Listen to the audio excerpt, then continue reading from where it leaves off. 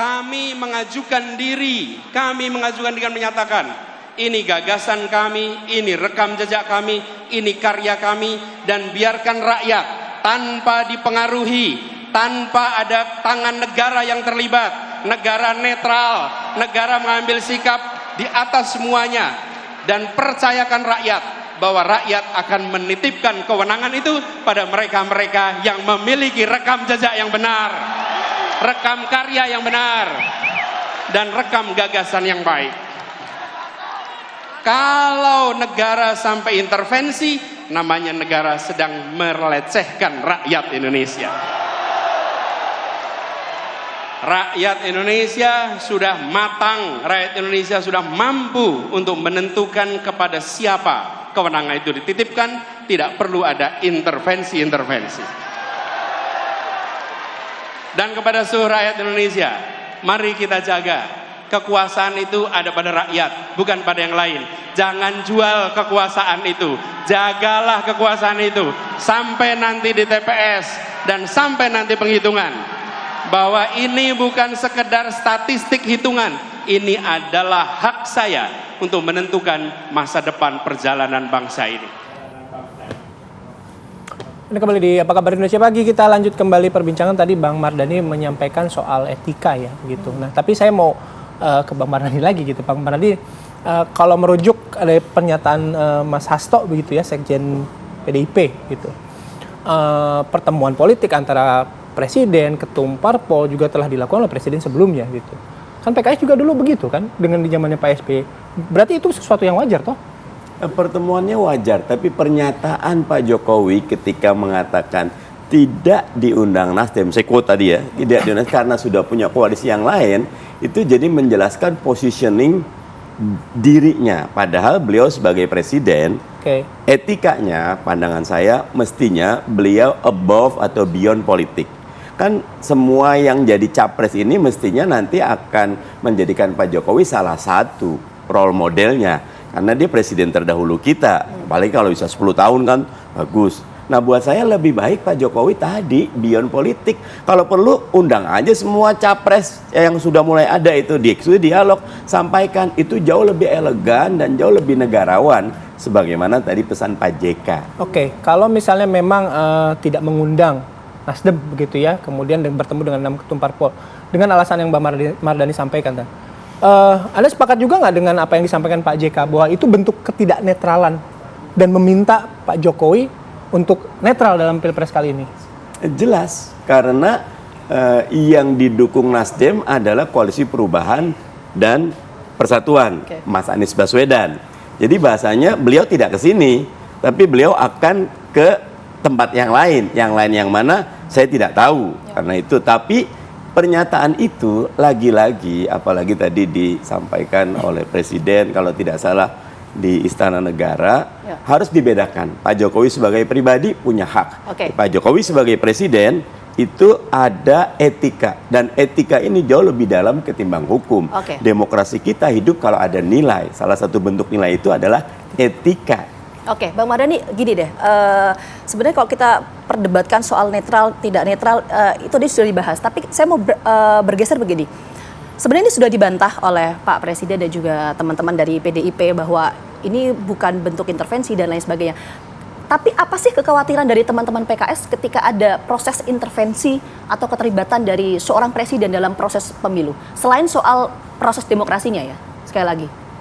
Apa kekhawatirannya? Bagaimanapun dengan budaya feodal yang masih kental di kita, Presiden jangankan menyatakan tidak mengundang karena ada koalisi yang lain yang kalau dalam bahasa Arab itu mafhum mukhalafahnya, tafsir sebaliknya artinya ya inilah yang koalisinya saya gitu loh. Itu nanti di bawah akan menjadi tanda oh berarti kita arahnya harus ke sini. Nah, padahal kita sedang menjaga agar ASN, TNI, Polri dan semuanya itu netral. Dan itu yang kami khawatirkan. Yang berikutnya tadi tetap bagaimanapun proses yang sedang tumbuh mekar ini nanti Enggak, pokoknya kami cuma ingin ada 2 Anies versus bukan Anies, dan itu berbahaya. Biarkan Anies maju, Ganjar maju, nyun sewu Pak Prabowo maju, mungkin Pak Erlangga, mungkin Gus Mohaimin, bagus, itu sehat buat demokrasi. Oke. Rakyat diberikan banyak pilihan. Gitu. Oke. Saya langsung minta tanggapan dari Pak Nusirwan. Pak Nus. Ya. Ya. Kalau Dengar? tadi sudah ada beberapa poin yang disampaikan oleh Bang Mardhani, begitu soal satu etika. Kemudian ada kekhawatiran kalaupun misalnya ada proses yang tidak netral dari kepala negara begitu dalam proses demokrasi Pilpres 2024. Gimana Pak Nus? Ya, tentu seorang presiden itu hari demi hari, setiap saat itu, apalagi sudah hampir mendekati 10 tahun. Siapapun presiden tersebut tentu akan mengikuti proses kerja pemerintahan dan juga tidak terlepas dari kerja politik dimanapun siapapun dia. Apabila ada ini tampaknya itu diucapkan ini karena Pak Jokowi begitu sederhana melihatnya dan apa adanya, beliau terbuka, maka disampaikanlah. Tapi sebetulnya ya seperti tadi juga Pak Ustadz Mardhani juga menyampaikan dahulu, presiden-presiden sebelumnya tentu juga akan melakukan koordinasi, melakukan komunikasi dengan internal kerjasama politiknya. Jadi perbedaannya hanya ini disampaikan dengan kalau yang lain-lainnya itu mungkin tidak diomongan, diam saja begitu. Tapi tentu bahwa proses tersebut ya kalau boleh, tapi kan forum ini tidak cocok untuk berdebat kusir ya. Dulu itu bagaimana termasuk di antara yang mulia Pak JK, tentu Pak JK punya kepentingan ya. Kalau tadi mencontohkan 2 pemimpin sebelumnya, kami berterima kasih menjadi contoh Bu Megawati Soekarno Putri. Tapi dengan apa yang disampaikan Pak JK ini kan juga sebuah bentuk, kalau sebuah tokoh menyampaikan hal tersebut itu kan juga ada hal yang lain ya. Kalau kami membacanya tentu membuat tidak nyaman, mungkin bahasanya demikian, atau bahasa yang lebih ekstrim dikatakan tidak netral, akan berpengaruh kepada bawah. Tergantung. Kalau tadi pada saat itu Pak Jokowi tidak mengucapkan kata-kata tidak diundang, mungkin TV selama 2 minggu tidak ada acara membahas ini. Ini kan juga sebuah proses dinamika politik menjelang pencalonan ke depan. Jadi menurut kami itu tidak perlu JK menyampaikan hal tersebut juga ada kepentingan begitu ya. Oke, kepentingan seperti apa menurut Pak Nusirwan sehingga Pak JK menyampaikan hal tersebut? Ya, sebetulnya kalau saya tidak salah membaca petanya, beliau kan berasal dari Partai Golkar, dan Partai Golkar sudah ada di dalam pertemuan tersebut ya. Tapi tentu dalam prosesnya selanjutnya mungkin perkembangannya sudah berbeda begitu. Jadi kalau tentu yang sangat banyak mengomentari hal tersebut tentu yang punya kepentingan terhadap pencapresan 2024 yang akan datang. Bagi yang lain tentu ya itu hal yang tidak terlalu berlebihan, bahwa itu menyebut sebuah campur tangan, cawe-cawe, kemudian bentuk sebuah ketidaknetralan dan sebagainya. Hal tersebut itu mungkin ya saya bisa paham kalau kakanda saya Pak Ustadz Mardhani mungkin agak mengganggu untuk calon yang lain. Tapi tidak usah khawatir. Kita ini kan proses seperti ini akan berlangsung setiap pemilu dan tidak terlalu juga harus terlalu melebih-lebihkan ini membawa pada proses yang tidak kita terbatas, saya potong dulu. Pak Nusirwan, maaf karena durasi kita terbatas, saya harus potong dulu. Saya ingin mendalami tadi pertanyaan dari rekan saya Bayu. Jadi tujuan kepentingan dari Pak JK menyampaikan soal netralitas kepala negara dalam proses pemilu itu apa? Kalau menurut Pak Nusirwan? Itu dulu yang harus dijawab Pak Nusirwan. Tadi belum terjawab soalnya. Ya.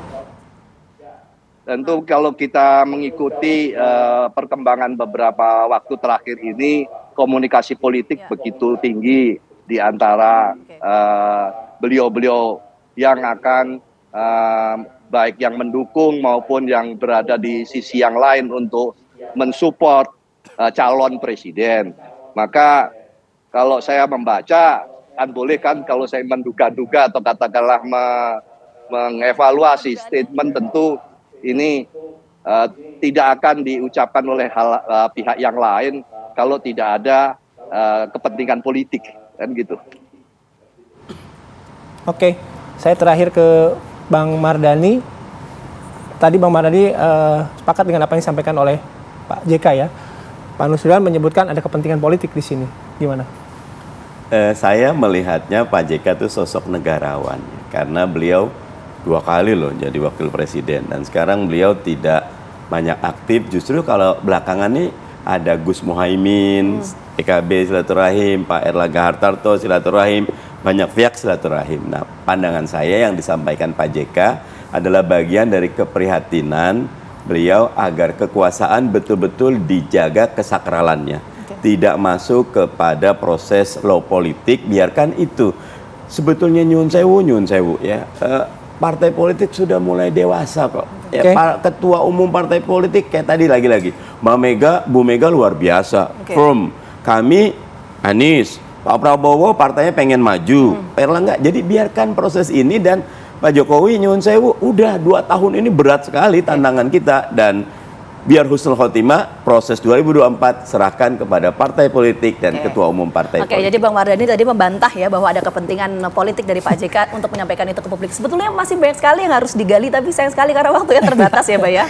Moga nanti sampai Oktober ya minimal gitu ya, sampai ada pencapresan kita masih banyak waktu untuk ngobrol lebih detail lagi. Bang Mardhani terima kasih. Pak Nusirwan terima kasih atas waktunya pagi hari ini. Selamat beraktivitas, salam sehat selalu. Assalamualaikum warahmatullahi wabarakatuh. Salam pagi Mas Baik. Pak Nusirwan. Oke.